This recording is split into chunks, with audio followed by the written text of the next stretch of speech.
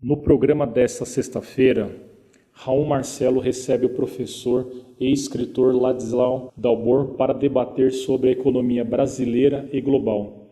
Formado em economia política pela Universidade de Lausanne, na Suíça, com doutorado em ciências econômicas pela Escola Central de Planejamento e Estatística de Varsóvia, na Polônia, Ladislau é docente titular no Departamento de Pós-Graduação da PUC São Paulo, nas áreas de Economia e Administração. Também trabalha em consultoria para diversas agências das Nações Unidas, governos e municípios, além de organizações do Sistema S, SEBRAE e outros. Atua como conselheiro no Instituto Polis, IDEC, Instituto Paulo Freire, Conselho da Cidade de São Paulo e outras instituições. Além disso, Ladislau é autor de diversos livros, como Juros Extorsivos no Brasil, Como o Brasileiro Perdeu o Poder de Compra, de 2016, O Pão Nosso de Cada Dia, Os Processos Produtivos no Brasil, de 2015, Os Mecanismos Econômicos, de 2014, Introdução Teórica à Crise Brasiliense, de 1981, e o mais recente, A Era do Capital Improdutivo, de 2017, entre tantas outras obras.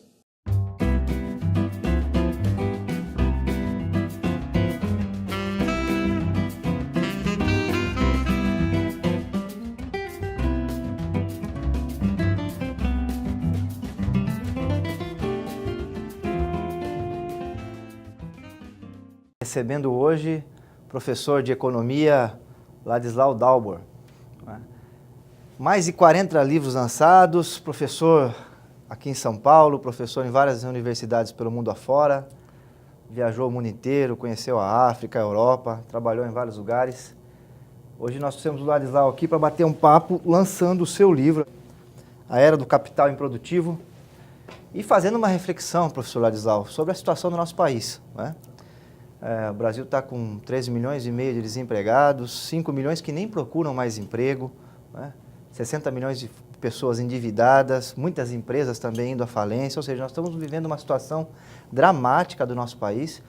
E eu quero lhe cumprimentar pelo lançamento do livro, porque o livro traz uma luz sobre o tema, né? Aprofunda a discussão e também traz propostas. E hoje aqui é uma reflexão sobre o teu livro, sobre a situação do país, sobre o futuro. Mas eu queria começar fazendo uma pergunta, né, para você poder falar um pouco aí da sua trajetória, porque é uma trajetória fascinante. Você nasceu na França, família de poloneses, chegou ao Brasil quando? Foi exilado político, né? Então, de fato, é um prazer recebê-lo aqui e fique à vontade para contar um pouco da tua história para nós. Obrigado, Raul. Olha, a vida empurra a gente, né? Eu sempre fui um pacato professor, aos 20 anos já era professor, dava aulas de inglês, sempre tive facilidade para a língua. Agora, eu realmente nasci na fronteira espanhola. Eu nasci em 41. As pessoas não imaginam o que é nascer na Europa em 1941, em plena guerra, uma guerra que matou 60 milhões de pessoas, né? Então, isso vem, digamos, a gente, de nascença e pelo convívio familiar, está assim, com o peso da evolução das situações, né? Uma consciência da barbárie que podem ser as pessoas jogadas uma contra as outras, né? Isso conscientiza bastante, né? Deixa assim Agora, a família toda veio para o Brasil, né? Eu já me tornei a primeira geração brasileira, né? Os pais, a gente veio e ficou, né? Depois eu estudei economia, enfim, tinha me apaixonado por uma moça, os pais não achavam conveniente para essa moça, então mandaram ela para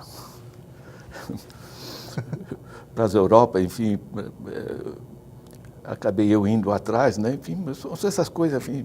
E você estudou economia numa época que estudava direito junto já na Suíça, né? Então, aí na Suíça eu estudei, fiz economia política lá, né? Mas na área da Suíça. Isso é muito bom, né? Um economista que entenda de regras do jogo, direito comercial, direito constitucional, filosofia do direito, isso ajuda muito, né, nas coisas, né?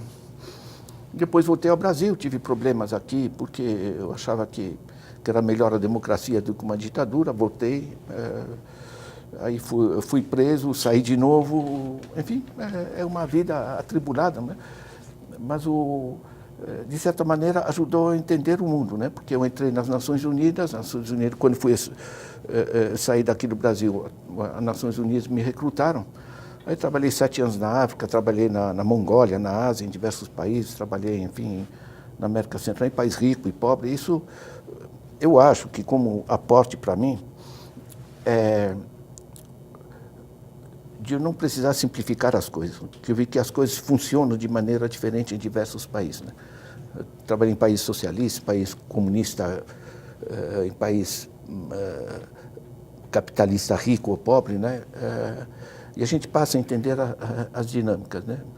Não fica mais tão preso nos ismos, né? Socialismo, capitalismo, liberalismo, não sei o que. Bom, afinal, o que funciona, né? Então, é uma visão abrangente da sociedade. Exato, tem um tipo de um pragmatismo, né? A gente busca, bom, o que é que funciona? A gente passa a entender que não adianta ter um esquemão que você tente empurrar para diversas populações com diversas culturas, né? Você tem que pentear no sentido do cabelo, digamos, né? Quer dizer, você trazer as propostas que casam bem com o que as pessoas querem, né? Então, a economia pura é bobagem, né? Certo? A gente tem que ser um instrumento apenas ao serviço de um desenvolvimento mais amplo, que envolve social, cultural, ambiental, né? Bom, e essa é a ideia aqui desse bate-papo hoje, viu, professor? E eu fazer essa reflexão sobre a situação do país e com a base, é claro, do teu livro, que é essa atualização, vamos dizer assim, dessa situação pela qual o país passa. E logo na introdução você faz uma afirmação que eu achei muito interessante. Nós estamos aqui numa TV pública, uma TV que tem um perfil social. Você diz que a mídia saberá navegar nos ódios, confirmar preconceitos, rende mais em pontos de audiência do que explicar os problemas, né? Então, como esse aqui é um programa para a gente poder elucidar temas, eu queria que você começasse falando, porque você fala das dimensões e os desafios que estão colocados aí em escala abrangente. Você gosta de trabalhar muito com os macrodados, né, as tendências globais, e você cita 3 pontos no teu livro logo no começo, que é a questão, 3 dimensões, a meio ambiente, desigualdade, né, e a questão da esterilização dos recursos financeiros. Eu queria que você tratasse um pouco disso, porque nós temos que pensar a um longo prazo. Eu acho que o debate político hoje no país está muito raso, né? Está muito limitado ao que vai acontecer à noite, o que vai acontecer amanhã. Eu gostei muito dessa tua introdução. Você coloca em perspectiva aí problemas estruturais, né? Olha, nós temos na PUC um núcleo de estudo do futuro, né? E eu trabalho muito com organizações internacionais e a gente entende que você tem que ter um recuo, olhar um pouco as dinâmicas de longo prazo, né? Porque na mídia você é bombardeado por aqui um corrupto, aqui isso, aqui prenderam, mataram, não sei o quê. E o que está acontecendo, né? Então, eu trabalho num tripé que hoje é a base para a gente pensar o nosso futuro, né? Quer dizer, de um lado tem a proteção ambiental. Nós estamos destruindo o planeta, só ver o que estão fazendo no Brasil com os aquíferos, com a Amazônia, enfim, com, né, a contaminação das águas, usar agrotóxicos na nossa alimentação, a trambicagem com medicamentos, né, enfim, os custos dos planos de saúde. Quer dizer, nós temos toda a parte ambiental, né, digamos, que tem que ser melhorada, né? Nós, em 40 anos, no mundo, nós destruímos 52% da vida dos vertebrados do planeta, né? Quer dizer, a destruição da biodiversidade é catastrófica, em termos da mudança climática, etc. Então, de um lado, a gente tem que preservar esse nosso ambiente, esse pequeno planeta, certo? De outro lado, a gente tem que preservar isso, mas para o conjunto das populações, certo? Hoje nós somos 7,4 bilhões de habitantes, né? Não dá para fazer isso para uma minoria, né? Cada ano são mais 70 milhões que chegam aí, né? Exatamente.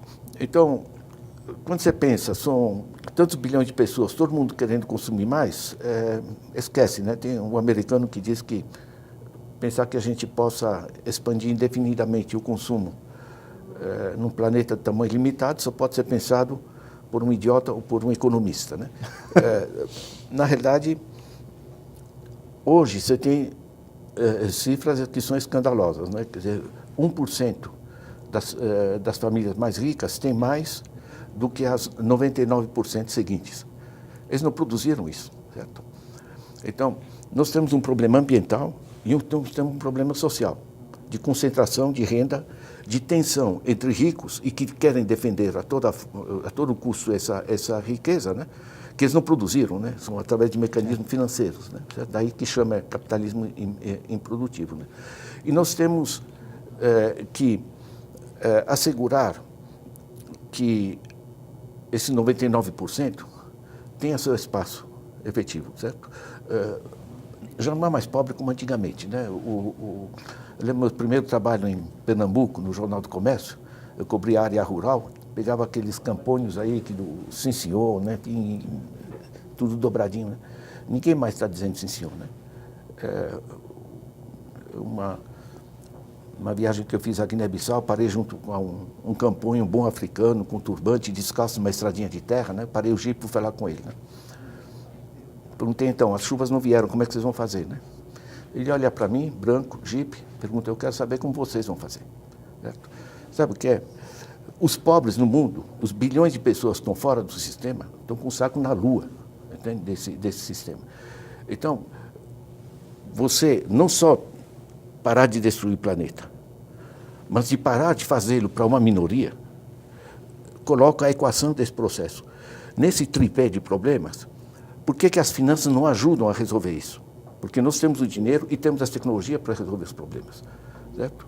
Agora, as finanças, você pega 2012 como referência, um PIB mundial de 73 trilhões. Em paraísos fiscais, você tem entre 20 e 30 trilhões. Né? Nos paraísos fiscais, é dinheiro que nem serve para investir nos países de origem e nem paga imposto, certo? Ficar esterilizado. Você tem um PIB de 73 trilhões e tem entre 20 e 30 trilhões em paraísos fiscais, tudo, né, na semi-legalidade, você está travando todo o desenvolvimento, né? E esse é o tripé, né? Quer dizer, do lado propositivo significa que o conjunto desses capitais, digamos, que estão ganhando dinheiro apenas aplicando em papéis, em vez de investir nos processos produtivos, gerar emprego, certo? Todos esses capitais têm que ser reconvertidos para ajudar a resolver o problema ambiental, mudança na matriz de transporte, na matriz energética, e para resolver o problema social, organizando a inclusão produtiva, né? Nós temos as tecnologias, temos os recursos. Nós não temos a capacidade de governo planetário, né? Porque as coisas se desajustaram, né? O sistema financeiro navega no planeta. Se um governo tenta reduzir, por exemplo, a taxa de juros para o dinheiro poder ir para as áreas produtivas, esse dinheiro escapa para outra região, né? No caso do Brasil, você colocou no teu livro, são 500 bilhões de dólares em paraísos fiscais. São 520 bilhões de dólares, 27% são números americanos, do PIB, né? Assim, dá 27, 28% do PIB. Zero de tributação. Exato. Não só não investem no país, como chupam esse dinheiro para fora e não pagam imposto, porque estão em paraísos fiscais onde não se paga imposto. E nós temos uma situação assim, que se um governo tenta apertar esses capitais, escapam para outro lado, né? Então, esse é o tripé do problema, né? Nós temos que reconverter as nossas capacidades de conhecimento, as tecnologias que temos e os recursos financeiros que temos, tem que responder ao desafio ambiental e ao desafio social. A partir daí, a economia funciona, né? Essas são as grandes questões colocadas do ponto de vista estrutural, os desafios aí de longo prazo na tua avaliação. Exatamente. Eu achei muito bom essa abordagem macro, né, da introdução do livro. E aí você já começa a fazer um desdobramento dentro do livro, que eu achei também muito interessante, que a gente pouco pensa, porque a gente discute muito, e a imprensa, né, acaba aqui colaborando nisso, a grande mídia, debate-se muito a situação dos países, né? Agora tem essa polêmica da Coreia do Norte, né? Se tem míssil, se não tem, se vai jogar míssil e tal. Mas a gente não analisa muito as transnacionais e as grandes corporações. E você, no livro, você já evolui das macro tendências para a questão da situação das corporações, inclusive mostrando um estudo suíço, né, de um instituto que não revelou ninguém menos do que o Albert Einstein, mais de 30 prêmios Nobel, né? Instituto Federal Suíço de Pesquisa Tecnológica. Que fez um levantamento, se pudesse tratar, porque é uma coisa muito interessante, inclusive para a pessoa que acompanha a nossa discussão, sobre como é que anda hoje o sistema, na verdade, o controle sobre a economia no mundo, né? Que são poucas corporações, por volta de 700, né? Segundo esse estudo, que controlam... Olha, os dados... Uma coisa da tragédia que foi a crise de 2008, o lado bom é que produziu muitas pesquisas, né? O choque gerou... Bom, como é que funciona? A gente está acostumado que pensar como funciona o planeta, você tem que olhar os governos, né? Na realidade, as corporações estão se tornando muito mais poderosas que os governos, né? Então, esse instituto, é um instituto federal suíço, ele de Zurique, ele estudou o conjunto das grandes corporações e chegou a 737 grupos que controlam 80% do sistema mundial. É um grau de concentração. Cada um dos grupos desses controla dezenas de milhares de empresas em dezenas de países, certo? Através de sistemas financeiros extremamente complexos. Então, isso se transformou numa teia no mundo que gere todo o sistema econômico e financeiro, só que os governos não têm um sistema planetário de governo. Maior do que os governos. Então, a capacidade de regulação e de controle é fragmentada em cerca de 200 países, enquanto que o sistema financeiro roda no planeta todo. Nesse grupo de 737, você tem um núcleo de 147 que controla 40%. 3/4 deles são bancos. Porque o banco não é um setor, é uma área de atividade, mas ela vive de controlar os segmentos produtivos, né? Então, quando você vai numa loja e paga o crediário que vai pagar tanto de juro, isso vai passar para o sistema financeiro, né? Quando você gera planos de saúde escorchantes, isso vai para o sistema financeiro. Quando você gera um sistema de traders, né, no comércio internacional de commodities, isso vai para o sistema financeiro. Então, na realidade, todas as atividades envolvem finanças e você tem um sistema que tem a capacidade de gerir, né, o conjunto do complexo financeiro, né? Isso dá para ter ordem de grandeza. Os 28 maiores bancos têm, em média, para seu trabalho, 2,8 trilhões de dólares. Né? O PIB do Brasil, sétima potência mundial, é 1,7 trilhão de dólares. Ou seja, cada um desses bancos maneja recursos superiores a um país como o Brasil, que é a sétima potência mundial, né? Isso muda como a gente olha a economia, né? Eu, como tenho... hoje sou aposentado da ONU, enfim, tenho as conexões aí com o pessoal da área internacional, fiz muitas coisas para o Banco Mundial, para um conjunto de instituições, né? Então, a gente passa a entender melhor o Brasil ao entender como a dinâmica mais ampla está se dando, né? Sim. Você citou, inclusive, a corporação BlackRock, 14 trilhões de dólares, né? Quase que o PIB dos Estados Unidos. O PIB dos Estados Unidos é 16 trilhões, né? A BlackRock, não é que ela tem isso, sob, né, o controle dela. Isso são os traders, né? A gente pensa que o preço do petróleo sobe ou desce porque a China consome mais ou menos, ou que uma bomba no Iraque, coisa assim. Não é assim. Há um grupo de 16 empresas que controla quase a totalidade do comércio internacional de grãos, portanto, alimento, arroz, trigo, etc. Certo? Controla os minerais metálicos, ferro, cobre, etc. Controla os minerais não metálicos, fosfato, né? E controla energia, gás, petróleo, essas coisas, né? Tudo passa por esses grupos, né? E esses grupos, eles não usam nenhuma dessas coisas. Eles são apenas financiadores, tem um mercado de futuros, tem, enfim, e tudo esse bolo se chama de derivativos, né? Certo? Isso vai distanciando cada vez mais o sistema de lucro financeiro da empresa que simplesmente produz. Eu quero produzir sapato, por isso que vai vender alguma coisa, ou tenho uma boa ideia de produção de... A lógica já não é do mercado da procura e da oferta, já está longe da procura e da oferta. Né? Os próprios pesquisadores suíços concluíram que nesse grau de concentração, com 147 grupos, não precisa nenhuma teoria conspirativa, de conspiração. Essas pessoas se conhecem nos jogos de golfe, de tênis, enfim, sim, o US Open, né? Enfim, então você gera arranjos, né? Curiosamente se chama de mercado quando não tem mais mecanismo de mercado, porque quando você tem poucos grupos muito grandes, você tem arranjos entre eles, né? E aí o mecanismo de mercado, chamado mercado livre, deixa de ter sentido, né? Aqui é um ponto importantíssimo, e isso exerce uma pressão, não, professor, em relação ao mundo do trabalho, né? Porque na medida que você tem empresas sendo controladas pela lógica financeira, não é? Você tem também uma pressão, até porque os ganhos têm que ser antecipados, e aí você tem uma pressão sobre direitos trabalhistas, tem, né, a lógica financeira acaba que empurrando ainda mais em relação aos trabalhadores aí uma pressão, né? Olha, você pode pegar um exemplo de Samarco, tá? Samarco diz, não sou uma empresa, tal, né? Empresa nacional, tal. O engenheiro da Samarco diz, chefe, precisamos reduzir um pouquinho os lucros e investir na represa, certo? Só para o pessoal saber, a Samarco é a empresa responsável da barragem lá de Mariana, que rompeu. Do desastre de Mariana. Um dos maiores desastres, um gigantesco desastre. Bom, veja bem, o pessoal técnico sabe. Agora, o dono da Samarco, a gente diz que é dono da Samarco, mas na realidade é um terceirizado, né? Porque a Samarco, as ações pertencem, de um lado, a Vale do Rio Doce e, de outro lado, a Billiton, né? A Vale do Rio Doce, por sua vez, é controlada pela Vale Par, que já é um sistema financeiro, Vale Participações, certo? Que, por sua vez, é controlado pelo Bradesco.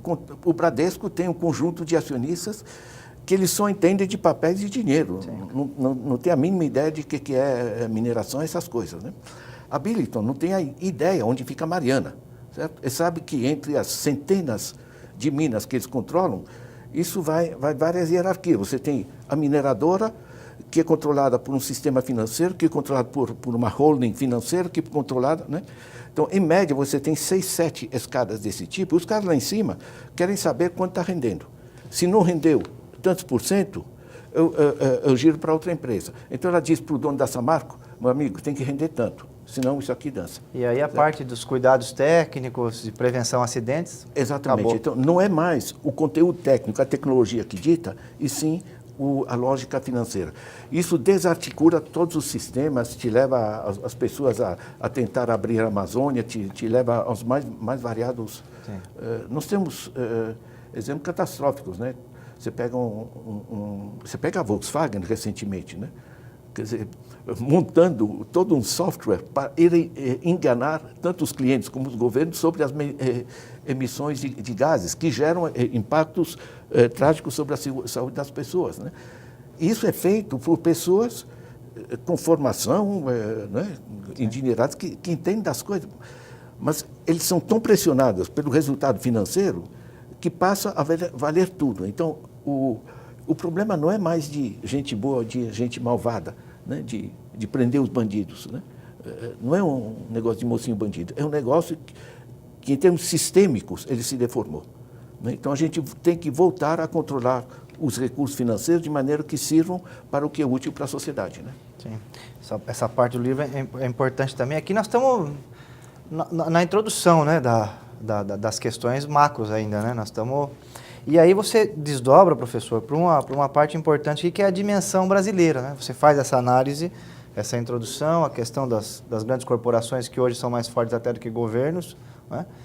E aí analisa os impactos financeiros do estudo e aí desdobra no Brasil a dimensão brasileira. E na dimensão brasileira, bom, nós estamos, como eu já disse aqui na abertura, né, a situação brasileira agora é dramática e muito se discute sobre quais são as saídas para a crise do Brasil. Você faz alguns apontamentos importantes. O primeiro é decompor a economia, os 4 motores da economia. Eu gostaria que você falasse um pouco disso, porque eu achei sensacional essa forma de trabalhar, inclusive colocando como referência e ponto de alavancagem importante para nós, né, a centralidade numa das possíveis saídas para a crise no Brasil, né, o fortalecimento do consumo das famílias, que estão agora, nós estamos aí com 60 milhões de brasileiros, né, com o chamado de nome sujo, né, no SPC e no Serasa.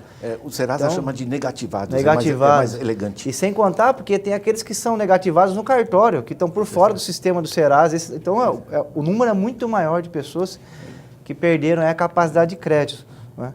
E eu queria que você comentasse um pouco essa dimensão brasileira, porque é um ponto muito importante. Como é que você vê essa situação, essa forma que você decompôs aí, a situação da economia brasileira, né? Os 4 pontos, os 4 motores. Olha, o livro ajuda bastante, né, na compreensão da dinâmica, porque eu aprendi que não adianta complicar, né? Porque se não houver mais gente entendendo a economia, a coisa não vai para frente. Basicamente, para a economia funcionar, você tem que pensar com 4 motores, né? O motor são as exportações.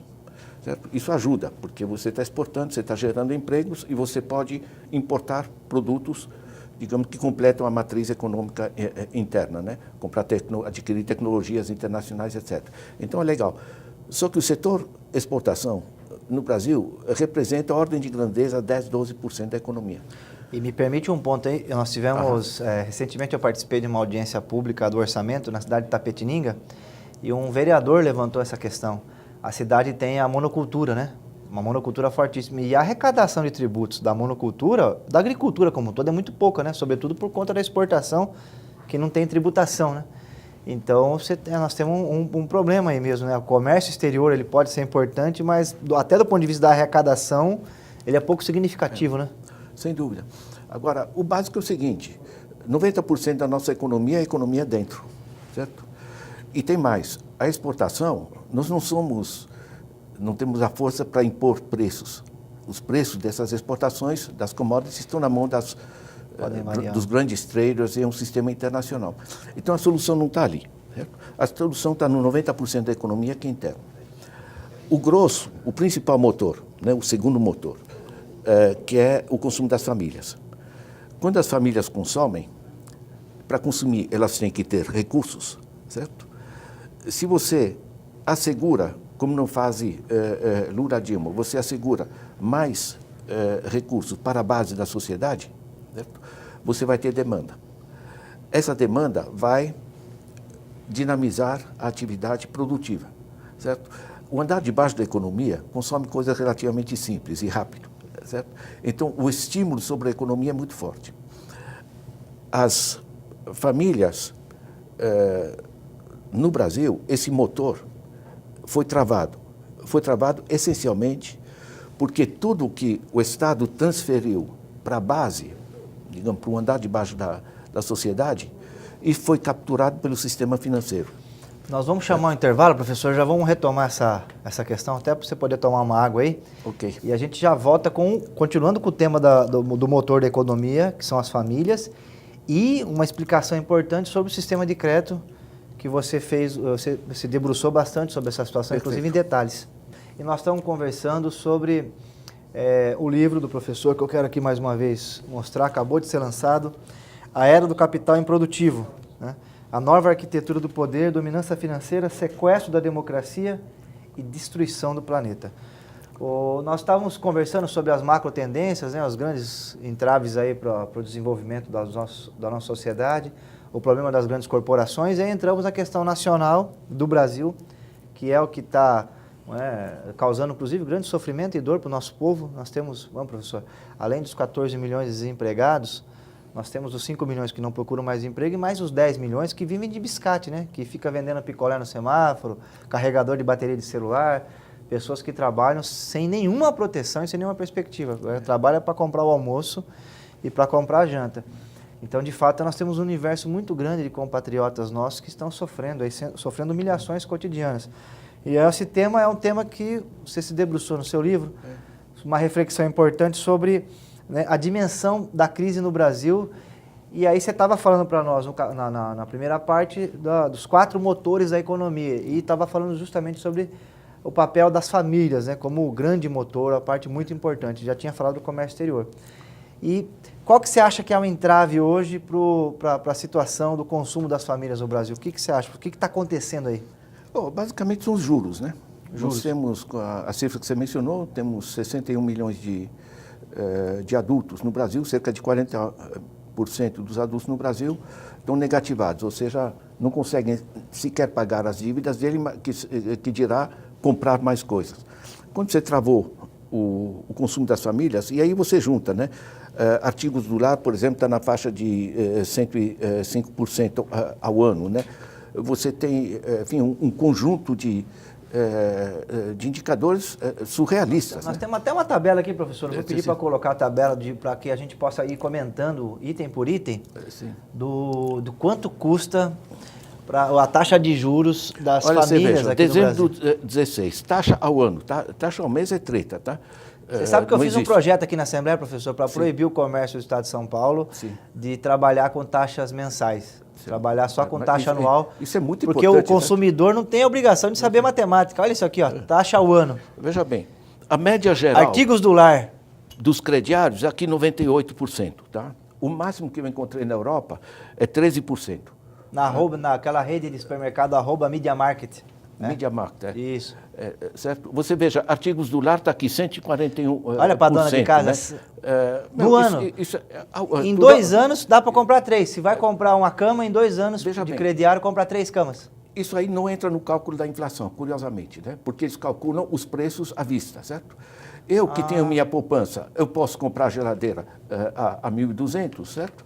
O pobre que tem menos dinheiro vai ter que pagar 2.400 porque vai estar pagando, ou mais, né? Porque vai estar pagando 140%. Quer dizer, você cortou a capacidade de compra das famílias pela metade.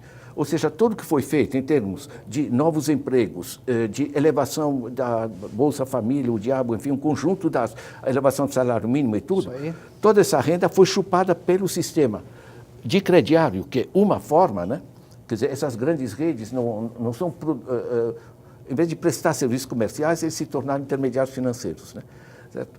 Isso mata a capacidade de consumo.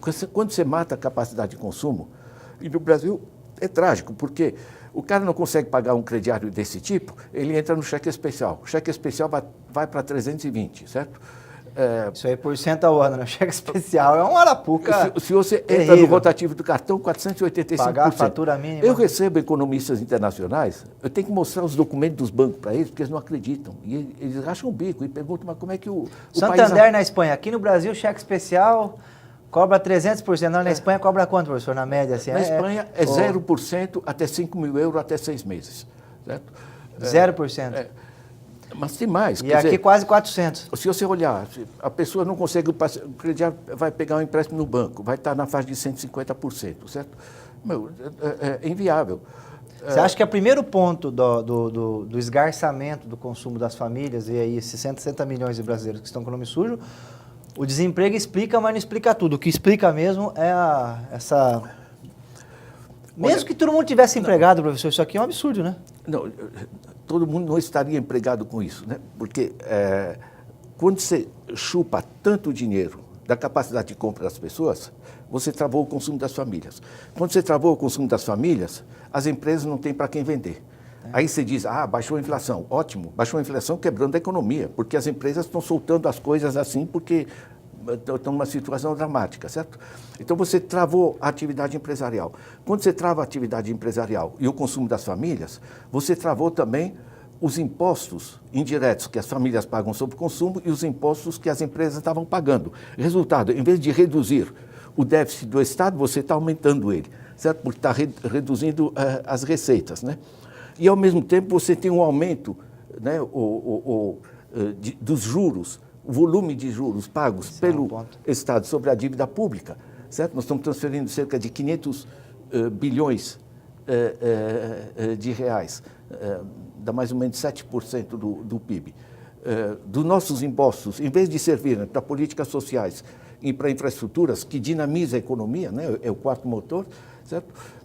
Esse dinheiro volta para os bancos. E daí vai para paraíso fiscal e vai para sistemas especulativos e não para o financiamento.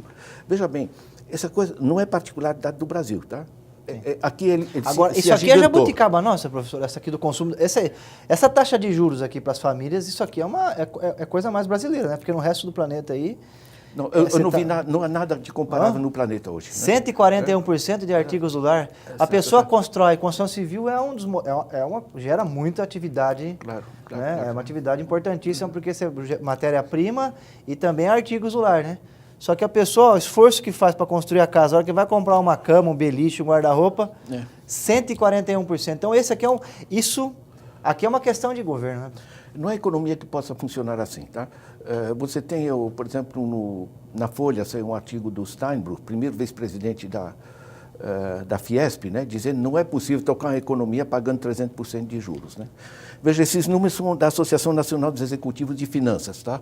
São extremamente confiáveis. Não é economia que possa funcionar assim. Na verdade, a pergunta é como é que o Brasil está funcionando, o pouco que está, com uma situação dessa, né? A pessoa, em vez de comprar 3, compra 1. Todo o esforço de transferência de renda para a base da sociedade, o sistema financeiro, que hoje é muito fácil você capturar pequenas rendas, porque todo mundo tem um cartão. Tem um cartão. E no cartão tem uma tarjetinha magnética, ou seja, todo sistema financeiro ele tem um canudinho colocado no bolso de toda a população e permite chupar. Então, você tirou a capacidade você transformou a renda suplementar que as famílias tinham em renda que vai para os intermediários financeiros. Aí eles param de consumir. Quando param de consumir, as empresas não têm para quem vender. Então, você tem uma crise de paralisia da economia. Quando o governo, no Brasil, 2012 para 2013, tentou reduzir os juros, porque não é possível um sistema desse, certo? Aí entraram em guerra, né? A partir de meados de 2013 você não tem mais governo, né? E professor, você falou uma coisa importante aqui das maquininhas de cartão de crédito. Quase ninguém discute isso, mas no teu livro você aborda essa questão. Cada maquininha, cada comércio aqui no estado de São Paulo paga 5% para o banco, né? Você faz uma compra de R$100 numa papelaria, né? Certo? Da tua conta saíram R$100. Para o comércio entraram apenas 95. Esses 5% a menos, né, na versão crédito, né? Certo? Esses 5% que o comércio não recebe, ele joga para o preço. Certo? Ou seja, você está pegando um produto de 95 que você está pagando. E na Europa, na pesquisa que você fez, as taxas são lá embaixo, né? Não, são lá embaixo. É mais para controle de movimento do que... Até porque, é importante dizer isso para a pessoa que está acompanhando, a instalação do sistema tem um custo. Mas depois que o sistema está instalado, é energia elétrica só que passa ali, né? Acabou. O banco você tem aqui o privilégio de resolver você mesmo. Então, você no teu computador, você resolve as coisas, você que tecla você que coloca a senha, você está fazendo tudo, né? O banco só instalou a infraestrutura. Ali, só fica aguardando. Agora, o dreno que isso representa para as atividades econômicas, né? Eu acho interessante, eu estava no Sujinho, que é um restaurante conhecido em São Paulo, né? Eles colocam um cartazinho ali na mesa, né, dizendo não aceitamos cartão de crédito, porque somos obrigados a colocar as tarifas dos bancos no preço. Isso é desonesto para os clientes. Olha só que transparência. Né? Quer dizer, em vários lugares já não se aceita cartão. Não, o cartão é útil, mas não pode cobrar na modalidade crédito. 5%. 5% na modalidade débito. O comércio, o banco colocou a maquininha ali e ficou sócio do banco. Esse que é o ponto, né? 5% é um sócio. Porque o dinheiro não é mais uma coisa material. Sim. São sinais magnéticos, certo? Então, virou um sistema eletrônico e você, digamos, né, o sistema de... E esse impacto em relação... Bom, aí então o primeiro motor travou, as famílias... Em vez de comprar 3, compram um produto, a taxa de juros muito alta. E nós temos também aqui, professor, importante, no teu livro você coloca esse gráfico aqui, que é a abertura da boca do jacaré. Eu queria que é o lucro dos bancos versus a riqueza que o Brasil produz. Eu queria que você falasse, comentasse um pouco isso, que eu achei fantástico. Do grupo de pesquisa lá, o pessoal o Marco Antônio do Espírito Santo que elaborou para mim, você tem aqui na linha preta a evolução. Você está aqui em 2012, tá? Em 2012, começa a assumir de maneira bárbara subir o lucro dos bancos, tá? Que explode lá para cima. E o PIB vai caindo, porque o dinheiro que ia para servir para consumo das famílias, investimento das empresas e investimento do Estado, os 3 motores, isso aqui perdeu porque foi chupado lá para cima, né? Então abriu uma boca de jacaré em que a economia cai e o sistema financeiro sobe. Quando a função do sistema financeiro é o contrário, é financiar a produção para a produção subir. Entende? Isso se deve aos juros completamente surrealistas que se cobra no Brasil, né? Isso tem impacto também no setor produtivo. Eu fiz questão aqui de... rapaz, eu tinha feito a marcação aqui, ó. E o setor produtivo também, nós não temos uma tabela aqui, professor, mas as empresas, a pessoa jurídica, né, quando vai ao banco fazer o empréstimo também sofre um impacto muito grande, né? O desconto duplicata. Isso é muito diferenciado, tá? Porque é assim... A grande empresa, ela tem ligações políticas e ela vai pegar um empréstimo maior no BNDES, taxa de juros de longo prazo, certo? Porque eles estão tentando mexer agora, né? Estão querendo acabar com a TJLP e fazer uma taxa próxima do... Mas aí vai matar também até as grandes. Com isso, até isso eles querem chupar, né? Mas tem o BNDES, é verdade. Muito importante que as multinacionais aqui no Brasil, elas pegam dinheiro lá fora a 2, 3%. Tá? Tá. É importante ter o seguinte, juro para pessoa física na Europa tá na faixa de 3,5%. O juro para empresas está na faixa de 2, 2,5%. O juro rotativo do cartão estão protestando nos Estados Unidos porque está 16%. Né? Aqui é 485%. Né? Quer dizer, não é possível você tocar uma economia que está sendo sugada, quer dizer, os recursos estão vazando. O médio empresário também sofre esse impacto. Sofre tremendo.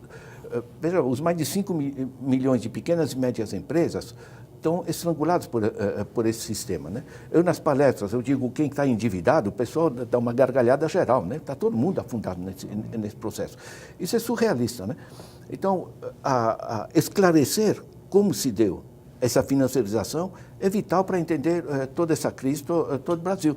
Porque essa queda aqui, 3,8% da queda durante 2015, 3,6% durante 2016, provavelmente um zero, em torno de 0 ou 0,2%, né? Qualquer coisinha, um soprinho, o pessoal diz, pronto, estamos saindo da crise. Não estamos saindo da crise. Enquanto você não resolver esse sistema... O que nós estamos vendo agora, na verdade, é uma super safra que vem agrícola, né?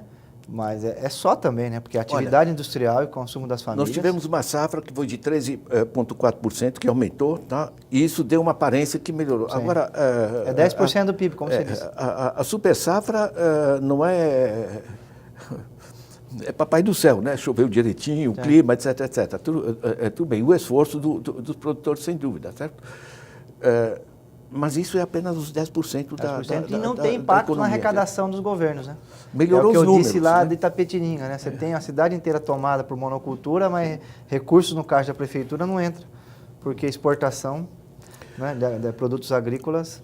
Olha, tem uma imensa oportunidade subutilizada no Brasil, pegando os exemplos da Europa, do próprio Estados Unidos, do interior, coisa do gênero, que é você dinamizar a economia através da economia local, certo? Você pode ter montes de cidades que vão pensar, bom, vamos parar de depender só de um produto só, vamos fazer um cinturão verde de produtos, né, agro, né, em torno da cidade, né? Vamos diversificar. Quer dizer, muitas cidades no Brasil, em particular do que o Banco Mundial chamou a década de ouro, né, no Brasil, 2003 a 2013, né? Muitas cidades mudaram radicalmente seu desenho. Houve progressos extremamente significativos, né? Quer dizer, todo o sistema financeiro travou a experiência. Mas é importante que a gente, em economia, sabe perfeitamente o que funciona, né? É o New Deal nos Estados Unidos. O que foi? Taxar o grande capital improdutivo, repassar o dinheiro na base da sociedade, que dinamizou através da demanda das empresas, o que gera impostos, e através dos impostos gera a receita que cobre o que o Estado colocou no processo, né? E dinamizando a produção, tem mais emprego, o emprego aumenta mais ainda, você tem um círculo ascendente, né, Você citou, professor, para a pessoa que está em casa, né, o New Deal do Roosevelt pós-crise de 29 nos Estados Unidos, que alavanca, né, a geração e a retomada.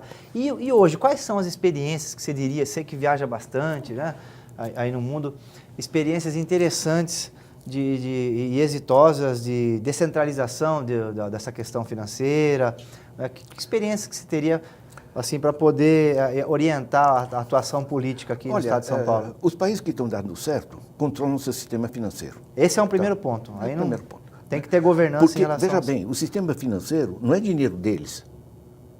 Eles se apropriaram da gestão desse dinheiro. Porque dinheiro é da população, é produção das empresas, é riqueza. São sinais magnéticos, quer dizer, né? Agora, você vai para a Alemanha. A Alemanha passou bem pela crise de 2008, certo? No sistema bancário, lá, privado, controla apenas 13%, né, dos capitais, certo? A grande maioria, mais de 60% das poupanças das famílias são administradas porque eles chamam Sparkassen, caixas de poupança municipais. Então, não só que o recurso público dos impostos é repassado em grande parte diretamente para os municípios para ajudar a dinamizar. O que é um país? É um conjunto de municípios, cara. Certo? No Brasil são 5.570 municípios. Se eles não funcionam, a economia não funciona. Certo? Então, na Alemanha repassa os recursos públicos vão para os municípios. No caso da Suécia, 72% dos recursos públicos vão direto para os municípios. Aqui no Brasil, só um parênteses, não, professor, aqui 15% só. 15%, exato. Certo? Mas tem mais. A poupança das famílias, em vez de você, por exemplo, colocar no Bradesco, aí vai para a Cidade de Deus, e aí Deus sabe onde vai, né? Você reaplica localmente. Fica na região. Com os interesses da população, entende? Então vamos abrir uma pequena empresa para isso aqui, vamos limpar o tal córrego, vamos fazer arborizar a cidade, enfim. Ou seja, o desenvolvimento pertence à população, entende? É uma democracia de rédea curta. Né? Você tem uma descentralização institucional e também junto uma descentralização dos recursos que ficam disponíveis para a população. Perfeito. O que fizeram aqui com a Constituição de 88, que descentralizaram as tarefas, mas não aqui no Brasil a gente descentralizou e tem agora a discussão, tem a pressão até para os municípios assumirem a segurança pública, né? Já assumiram a educação infantil, com a municipalização, tudo, mas a verba não acompanha, né? Esse é um problema que nós temos estrutural. Professor, eu tenho no roteiro aqui mais algumas perguntas para fazer, nós estamos chegando ao final do programa e algumas questões aqui eu acho que a gente não podia ficar sem comentar. Né? Você falou aí dessa primeira, a questão da governança em relação ao sistema financeiro. Né? O segundo, a questão da descentralização. E que você diria assim em relação à participação da população? Porque, de fato, você tem que ter... Né? E o problema do dinheiro, porque está todo mundo dizendo na imprensa, né, que não tem dinheiro para nada. Eu tenho estudado esse tema aqui na Assembleia, para levantar o dinheiro, nós temos descoberto algumas coisas interessantes. Queria só dizer aqui para você e pedir a tua opinião, para você falar um pouco onde que estão os recursos aí. Se é verdade que nós não temos. Aqui em São Paulo, só de dívida ativa, que é aquelas pessoas que não pagam o governo, nós temos 350 bilhões. Eu fiz um requerimento, chegou agora em junho de 2017, atualizadíssimo da Secretaria da Fazenda, dos quais 330 é ICMS. E também foi enviado para mim a lista dos 500 maiores devedores. Né? Então nós temos aí um problema, tem uma dívida monumental que é mais do que a arrecadação do ano inteiro de São Paulo, que é por volta de 250. Né? E aí nós temos outros dois conjuntos de problemas. Um é a dívida que você já falou, porque a dívida também impacta os estados. Né? São Paulo renegociou a dívida aqui com Covas, e a taxa de juros ela é muito alta, porque você tem o IGPDI mais 6, então a nossa dívida fica muito alta. Esse ano aqui nós vamos gastar 12 bilhões e meio para a rolagem da dívida. Então você tem outro problema, você tem uma dívida ativa de empresas que não pagam o Estado, e mais uma dívida do Estado com a União, que tem um impacto muito grande aqui. Só que nós temos um terceiro problema aqui, que são as desonerações fiscais. E o próprio Tribunal de Contas tem criticado isso, porque não sabe quais são as empresas que têm esse benefício. É aqui em São Paulo esse ano, professor, nós vamos deixar de arrecadar 15 bilhões de reais de ICMS com desoneração fiscal. E ninguém sabe quais são as empresas, se a empresa gera emprego. Eu não sou contra desoneração fiscal, mas você tinha que ter uma transparência nisso, né? Então, assim, aqui no estado de São Paulo, nós temos locais aí para levantar recursos. E como você estuda a questão do Brasil inteiro, no Brasil nós temos recursos para poder nós temos viabilizar a nossa economia? Nosso problema não é falta de recursos, tá? Veja bem, só o que se produz no Brasil, você dividir pelos 207 milhões de habitantes, dá 11 mil reais de bens e serviços por mês por família de 4 pessoas. Com o que a gente produz nesse país, dá para todo mundo viver de maneira digna e confortável. O problema não é falta de recursos, é governança, certo? Qual é o interesse da descentralização? É que quando você descentraliza, o dinheiro fica muito mais próximo das necessidades, das exigências da população, você gera sistemas participativos. Diminui até a corrupção. Você democratiza a coisa. Eu falei da Alemanha, você pega a Polônia passou bem pela crise, certo? Porque lá o sistema financeiro é gerido por 470 cooperativas, né, financeiras. Você tem a China, né, tá todo mundo com dificuldades e a China continua naquele crescimento. Plano de investimento de $1 trilhão. Na China, todo o sistema, nós temos um Bank of China, que gere, como o BNDES, grandes investimentos em infraestruturas controlados pelo Estado, mas a pequena e média empresa, tudo isso são sistemas municipais completamente descentralizados. O último estudo americano sobre a China mostra que o sistema mais descentralizado, inclusive que países como a Suécia, a Noruega, os países nórdicos. Né? Então, na realidade, as finanças te dão barato recursos para você tomar iniciativas. Isso é vital. O problema nosso não é endividamento, certo? É a taxa de juros sobre a dívida. Você vai pegar os Estados Unidos ou o Japão, são muito mais endividados do que nós. Só que estão pagando isso internacionalmente, os juros sobre a dívida pública estão na faixa entre 0,5% e 1%, certo? Aqui no Brasil, 9%, chegou a 46% na fase de Fernando Henrique Cardoso. Isso é um negócio completamente surrealista. Então, não tem como. Olha, eu virei esse problema de diversas formas, né, de coisas. Não tem como. E a gente trabalha com isso. Eu fiz esse estudo do fluxo financeiro integrado para vários países, né, pela ONU, né? Esse sistema aqui, do jeito que está, não funciona. Ou seja, se você acrescenta que o sistema tributário não tributa os sistemas financeiros, certo? Ou muito pouco, certo? E tributa muito o consumo da população, né? 56% dos recursos dos tributos são sobre o consumo, né? Esse negócio se torna inviável. Então você está exigindo juros que simplesmente não permitem a economia funcionar, você tributa quem não deve, e grande parte dos recursos sugados são mandados para paraísos fiscais, certo? Sistema desse não tem como. Bom, nós terminamos aqui o nosso bate-papo. Eu quero fazer um agradecimento aqui especial, viu, professor? Muito obrigado pela presença aqui. Tá joia? Fazer mais uma vez a referência. Se você gostou desse nosso bate-papo, quer se aprofundar em relação a essa discussão, tudo que nós conversamos aqui está bem didático. Aliás, quero parabenizá-lo, professor, porque esse é um livro, num país como o nosso, né, que tem aluno do ensino médio, tem dificuldade de ler um artigo e entender o conteúdo, né, o esforço que você fez aqui para tirar o economês. Então, é um livro que está a simples entendimento para que as pessoas, inclusive lideranças comunitárias, de movimentos sociais, possam se apropriar dessas informações e poderem lutar aí para mudar o nosso país, que de fato é isso mesmo, um país tão rico, né, que tem uma desigualdade tão grande e uma economia que infelizmente hoje está servindo aí para beneficiar só o sistema financeiro, os bancos. Então está aqui, ó, a era do capital improdutivo, né, a nova arquitetura do poder, dominação financeira, sequestro da democracia, porque tem impacto na democracia, tudo isso, e também o impacto ambiental aí com destruição do planeta. Ladislau Dalbor, muito obrigado, viu, professor, pela visita. Foi um prazer conversar contigo. Tudo de bom.